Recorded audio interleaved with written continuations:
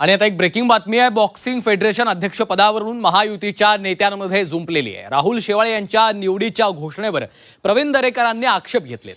शेवाळे यांना बॉक्सिंगमधलं काय समजतं असा थेट सवाल दरेकरांनी केलाय। 9 नोव्हेंबर 2025 रोजी दरेकर यांची बॉक्सिंग फेडरेशन अध्यक्षपदी निवड झालेली होती। शेवाळे यांच्या निवडीचा प्रकार हा कायदा गुंडाळून झालेला आहे असा देखील आरोप त्यांनी केलाय। राहुल शेवाळे यांना राज्यसभेत जाता आलेलं नाही आहे, म्हणून त्यांना बॉक्सिंगच्या माध्यमातून दिल्लीत जायचं आहे। प्रवीण दरेकरांनी शेवाळे यांच्यावर टीकास्त्र डागलेलं आहे। आणि नेमणूक कधी झाली आणि कुठल्याही संघटनेची निवडणूक ही नियमानुसार होत असते, त्याची प्रोसेस असते। मला वाटलं म्हणून तू अध्यक्ष, मला वाटलं म्हणून तुझी समिती, असं या ठिकाणी घटनेत नियमानुसार कुठेच नसतं।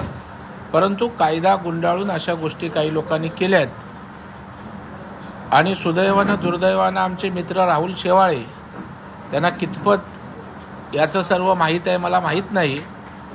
अनवधानानं असेल की अवधानानं असेल तो त्यांचा प्रश्न। निकाल लागलेला ऑलरेडी निवडणूक होऊन, आता ही नुरा आहे, सगळे हे बोगसगिरी आहे, हे बोगस काम चालू आहे सगळं। ऑलरेडी निकाल लागलेला आहे। एक लक्षात ठेवा, बॉक्सिंगचा निकाल ऑलरेडी लागलेला आहे। कोर्टाच्या आदेशाने चॅरिटीने निवडणूक घेतली, ज्याचं कॅमेऱ्यात शूटिंग आहे, मतदारांनी मतदान केलंय, सगळे पुरावे आहेत। मग आता आमची अधिकृत निवड झाल्यावर त्या ठिकाणी त्या बॉक्सिंगला काय अर्थ आहे का?